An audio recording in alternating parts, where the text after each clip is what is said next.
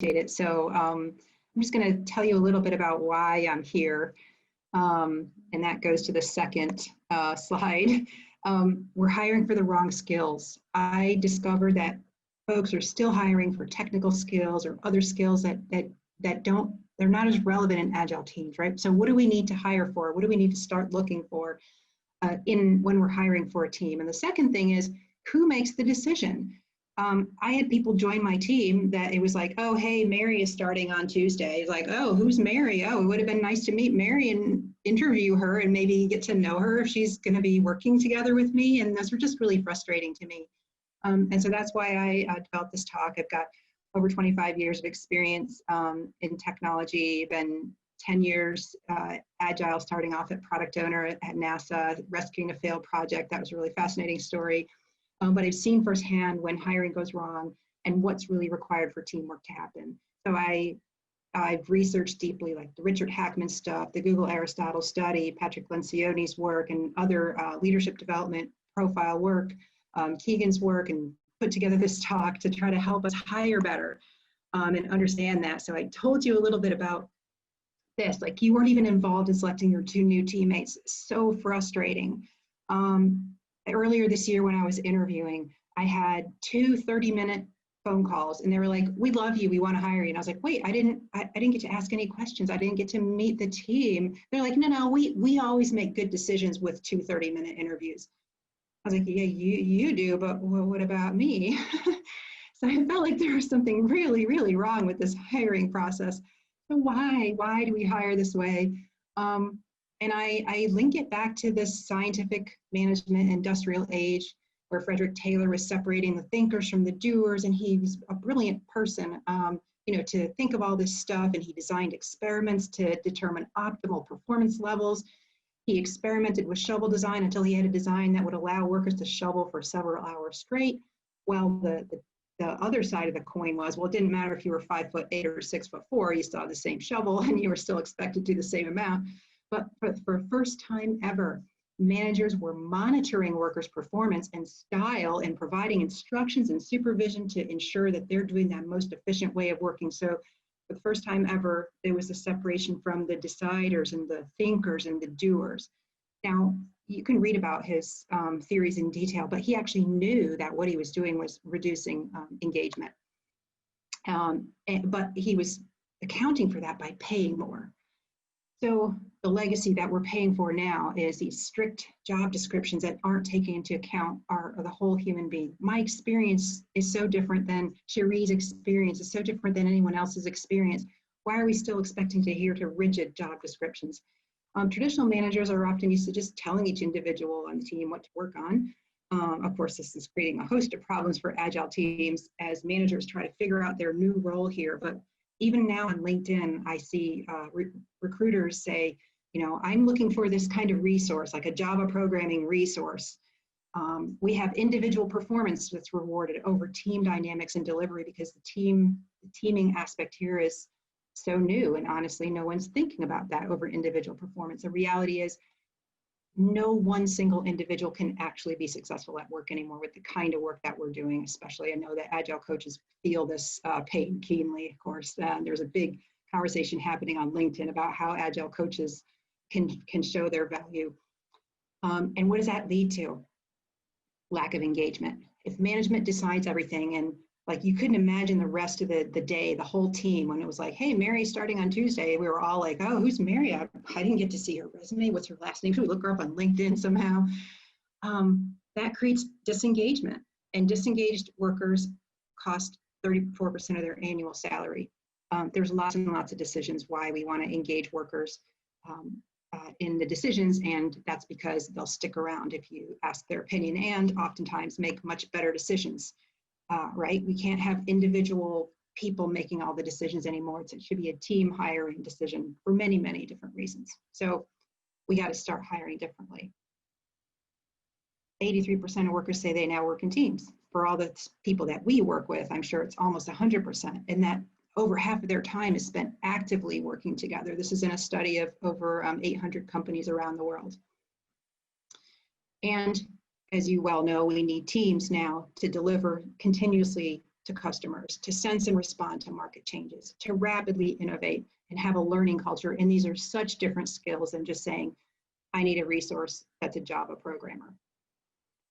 So what I found first off in the hiring process, if you're in the middle of a hiring process now, is take a pause, clarify the hiring process. Oftentimes it's not even been made clear to people who are part of the hiring process pipeline. I know for me, when I was interviewing, it would be random selection. Sometimes I get called in and I wasn't. A few years ago, we were hiring for a Scrum Master over a few teams, and the VP just said he wanted to sign off on the final decision, just meet her, and no big deal. There's no way he would ever going to say no. Well, I'm sure you can predict the end of the story. He interviewed her. He was like, no, she didn't answer the one question I wanted her to answer properly. She didn't have experience, and I'm going to call no on this. After a really lengthy hiring process where we had her do exercises and everything, it was actually a referral that people were just so upset that happened. So who makes the final decision and who's involved? And if you haven't clarified that, I would encourage you to start there. And by the way, that's one of the open patterns for open leadership is basically clarity around these kinds of things. What kind of format is it going to be? Who are all the people going to be involved, and what's the time? I encourage you to map it out on a Kanban board. What does that process look like? I will say, by everyone, I also mean the candidate. We're here to help the candidate be successful too. It's not supposed to be bringing some surprise upon them, but so I always shared the process with candidates as well, so they can be prepared and just chat with them a little bit about the expectations that we'll have in the hiring process. So why are we hiring? Why does this need come up?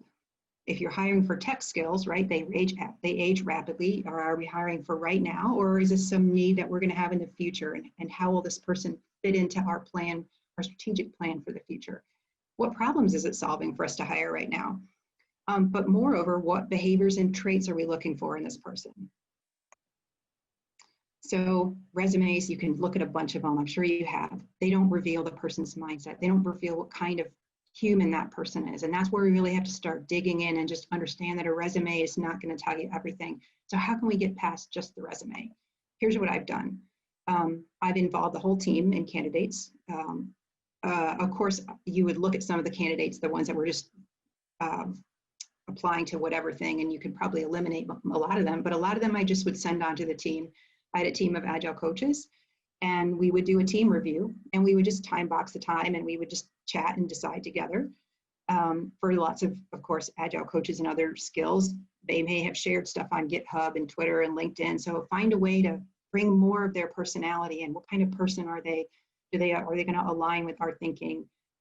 What have they already shared out there? And even give them a quick call. A lot of folks are just really reluctant to even start a conversation with someone outside the official hiring pipeline. But when I did that, I learned something.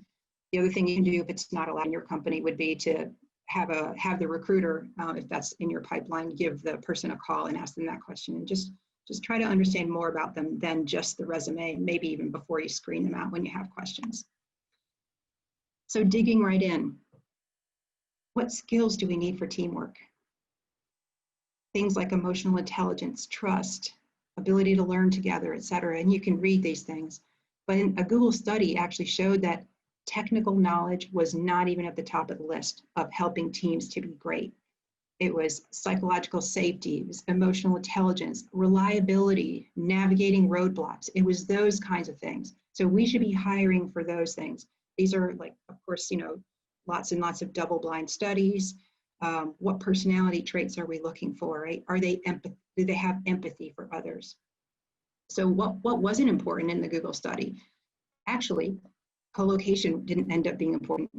The kind of decision-making, even though we advocate for some kind of good decision-making technique, consensus-driven decision-making didn't end up being important. How extroverted or introverted the team members were, that wasn't important at all in the study.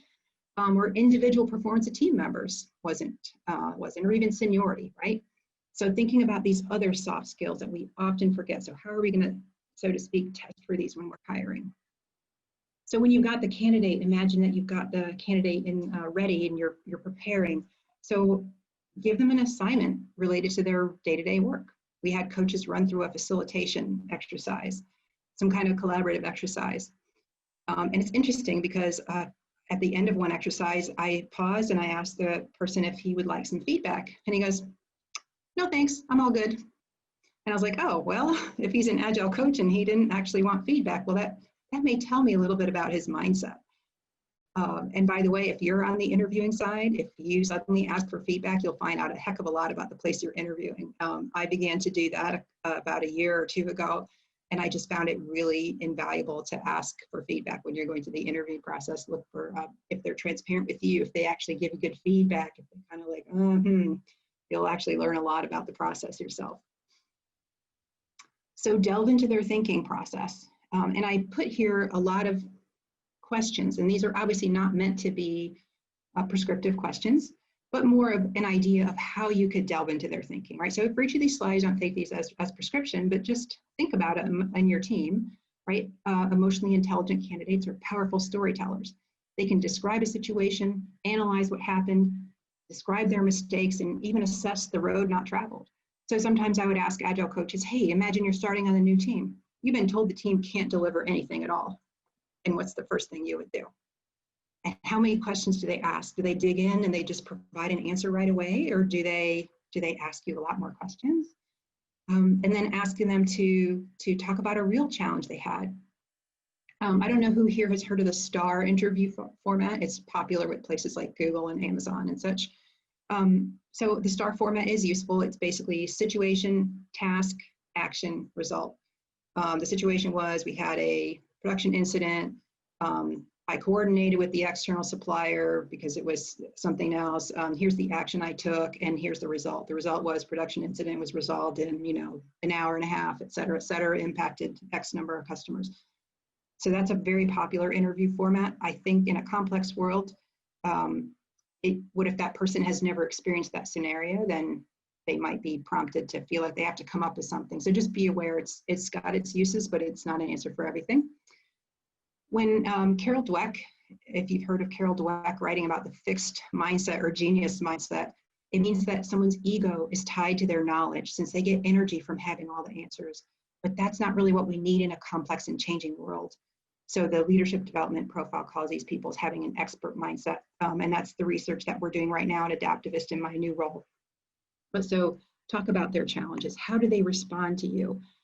What's their ideal day? Do they mention working alone? Do they mention working with others on a team? How do they problem solve? Do they get input on the things they're working on? And what do they really want to be doing? Why are they entertaining your company and this job at all? So find out what their ideal scenario is. And how would they handle specific situations, right? You're stuck on a problem. How do you handle it? Get an example. So don't just get them to speak theoretically, but have them give you an example of maybe when they were stuck on a problem and how did they handle it? And when they're overloaded with work, how do they manage that? That would probably tell you a lot about whether they were trying to navigate this all on their own and have this expert mindset where I know everything and I'm the person who does this Java programming stuff, or are they going to share and knowledge share and help others ramp up as well? Oops. All right, slide. Okay. In Agile Team, we have to think of distributed leadership as a thing, right? Everyone must be a leader in a self-organizing system. So what did they accomplish and why are they proud of their accomplishment? Did they overcome challenges somehow, or did it come easily to them? If they had to overcome challenges, that would tell you something. If it came easily to them, then maybe that would tell you something that they like this because it came easily to them. Who supported them on their journey? These are all questions that you could delve in. And again, it's not just about the question, but it's about the deep questions that I know that you know how to ask back when people give that. But what roadblocks did they have to overcome? Pay attention to their communication style. Are they diplomatic? Are they honest? Are they clear? I had someone try to tell me when he was trying to sell an idea, he just kind of, well, I knew my idea was the best. So like, it was no question. I didn't, there's other people were talking about a technology that wasn't nearly as good. And I just know that I was right.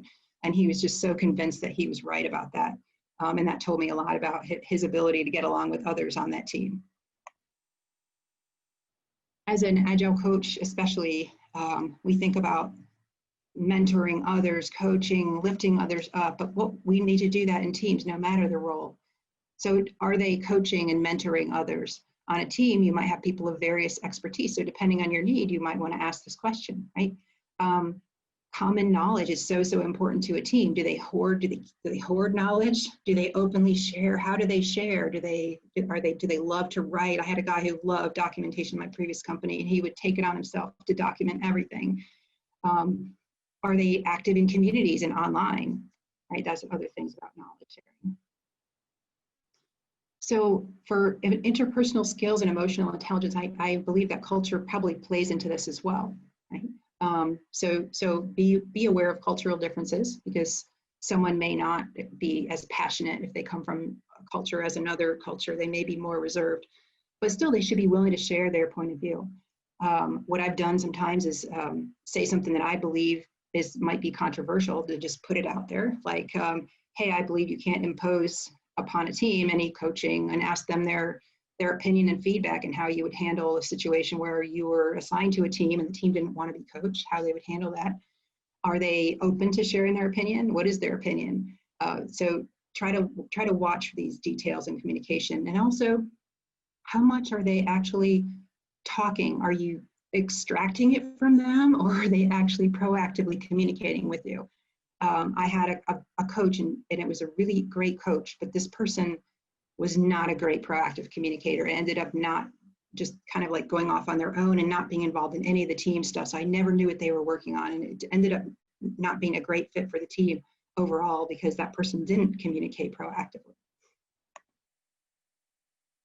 We talk about this growth mindset, but how do you actually ask people if they have a growth mindset, right? How do you stay on top of industry changes and tech changes? The ability to learn new things and keep on top of things is going to be more important than what they know today. So I'm biased to thinking about the future, especially for tech roles, right? Is the person comfortable working outside their comfort zone? When have they had to do that? And then the best question that someone asked me a couple of years ago was, hey, if Agile is all about self-improvement, like, what are you working on yourself? I was like, oh my gosh, I got so many things. And I just rattled off 5 things that I was thinking about myself. And that's what they were really getting at. So that's a useful technique as well. Any questions so far that you want to ask? No questions? Cool. So in my previous companies, they actually were in a huge flux. They were growing, they were scaling, there were org changes constantly. So I'm used to handling changes at work. What if you're coming from a person is coming to your company who hasn't had to deal with all these changes? What if they find change scary? So find out what the biggest change they've had to deal with, and how did they handle it? How do they handle this change in role? I've just changed roles in my company suddenly, kind of fell in my lap, and I've had to handle lots of those. I also, this share time when you try something new and it didn't go as expected. Well, we all have to try new things. If we're just keep doing the same thing over and over again, we're not really learning. So find out where they might have tried something new and it didn't go as they expected. I surely had a workshop that I gave that was a new one, and I gotten feedback on it, and everybody loved this quadrant idea I had for coaching. And then I went to the workshop and it was like, this didn't resonate with folks. And so that's a story I'll never forget for myself, right? In teams, there will always be conflict. Even right before this this talk, I was meeting with someone and he was telling me, like, yeah, you know, in hindsight, we basically should have decided that someone had this overarching, you know, like last call decision, and not try to get everybody aligned ahead of time. And I was like, oh, well, that's something that we would want to know. But it's not enough to stick a bunch of people together and think that they are immediately able to navigate conflict and understand how to get along with each other. It's just not. But you also want someone who's able to navigate this. So what if they had a different opinion about others? I had this, you know, one person thought it was this technical solution and the other folks on the team wanted this other one. So what if they disagreed? What does it look like when they disagree? How do they end up gaining alignment, and how do they solve that on their team? By the way, if you're a coach, it's a really great skill to teach people about how to have healthy conflict. Giving and receive feedback. If they haven't answered this question now or haven't asked you for feedback, now might be the time you want to ask them. When is the last time you asked for some feedback? I was doing a recording for the SAFE Summit, and because of the short timelines I had, just a few days to pull the talk together. And I started working out in the open, and I recorded myself after just a few days, and it was really uncomfortable to get it out there, but I got really amazing feedback right away. And so it's helpful to know those things, right? Are they open to feedback? Even when they express it, they did it even when they were feeling uncomfortable doing it, right? So if you're hiring, I'm going to pause and say, well, you have a responsibility in the process too, right? So imagine you've got this candidate and you're really excited about them. What do you have to do to bring them on? Your organization probably has a values or mission and vision and stuff like that. What I do is I share the organizational values via storytelling. So trust from day one. What does that mean at Adaptivist? And then I tell stories so that the candidate now knows the values and now knows how they should be interacting with the values. And by the way, I've had some folks kind of not align, not really resonate with the values, not here, but at a previous company. And so we would go through the organizational values. But also, it's important for you to be honest, right? You can't sell a position that doesn't really exist, or a culture that doesn't really exist, because they will feel like I did when I was sold a job, that the position was a leadership role. But I spent my days sitting in meetings, taking notes and updating slides, and I had no autonomy at all. The culture was very hierarchical, and I ended up leaving 2 months later. So tell the truth. Be honest about the job itself, the workplace culture, the team structure, the pending changes, the frequency of changes and expectations, because that person would be much, much better set up for success. And yes, I was, I was told in my previous role that I would get into this job having lots and lots of autonomy, but in fact it was chaos without autonomy, which was very strange. And I ended up working my way into a new role that really suits me well. So candidates come to work because they want to be motivated, right? They want to have a reason for getting up in the morning. People want to be self-directed, have a say in what they work. This is from Dan Pink's work, Drive. If you haven't seen it, it's worth a watch on YouTube. Why do people wake up every day? When I was working in cybersecurity, I had a Scrum Master tell me, I wake up every day and come to work because we're catching the bad guys. And that was very meaningful for her. And that's helpful to know when you're interviewing candidates and connecting them with their motivations. The urge to get better, a challenge is fun for most people. They want to keep learning, right? So extrinsic motivators like money are not the same. We don't believe that anymore about people. It's about intrinsic motivations. And so that's where you can go to the next phase here to discover their motivators. What makes you show up every day for work? Me, I want to have people show up happy at work, and I'm miserable when I see folks miserable at work. That's my driving force. That's why I show up every day for work. What do you want to get better at? And what's your most and least favorite thing to do? I actually had an interview earlier this year where they asked me, so you've told me what job you want to be doing, but what job don't you want? And I was like, the kind of job where you have everything figured out and all I have to do is show up and implement what you said that I should do is not the job for me. And they're like, okay, we kind of playbook that you should follow, so like maybe this isn't the right job for you. But all that kind of stuff is helpful to know. Bad hires cost a lot more than just time and money. A good hire can change the course of a business, and a bad hire can do that.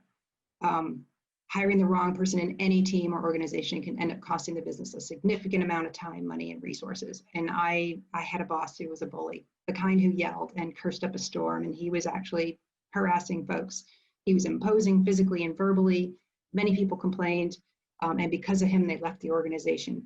But sadly, he remained in place for years. And I'll just let you, just with a quick story, I'll tell you the cost. He once made a comment that if the app wasn't ready by the end of the year, he would take away the end of the year vacation. So everyone's PTO, he would cancel everybody's PTO. He made that threat. Although it never came true, 2 years later, the organization wanted to change to unlimited PTO because then they could get the PTO off the books when folks left. They didn't have to do payouts, which is why most companies do that. The organization rebelled. They were so scared that they would never be able to take their PTO because now it was just, your manager could say whenever you could take it or not. And they're like, nope, I want my 3 weeks or my 4 weeks, whatever they had. I would rather know that I have that than take the risk of somebody saying, no, I can't take it and take it away from me. And so that org lost millions paying out vacation to those who left because of the lack of unlimited PTO policy. So bad hires cost a lot. And yes, I did have long-term stress impacts on that too. So where can I find good candidates? Well, it's a little tougher now during COVID, but build a pipeline of referrals and candidates from colleagues and friends proactively, even if you're not intending to hire right now. Why shouldn't you have a name of top 5 Agile coaches that you would love to hire if you had the chance to? That way you're like, oh gosh, you know, I work with XYZ person. So build that pipeline of referrals and candidates. Of course, attend networking events, go to meetups and conferences just like this, find people who love learning, and then you can host a meetup at your company. Of course, a lot of companies are now moving to online, and I know that my company holds these online events as well. So just because it's COVID doesn't mean that you can't do these things, although it's a bit more challenging now. Try to be known as a great place to work that embraces innovation and leads in the market and makes great hires, and that's going to attract folks to your company.